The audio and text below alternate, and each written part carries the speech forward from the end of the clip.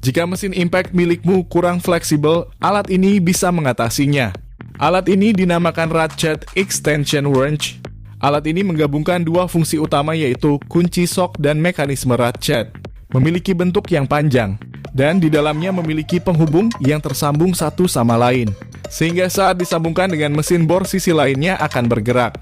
Dengan begitu alat ini dapat mempermudah untuk membuka baut di area yang tidak terjangkau oleh mesin impact. Dan juga bisa menghemat waktu karena tidak harus membongkar banyak bagian kendaraan.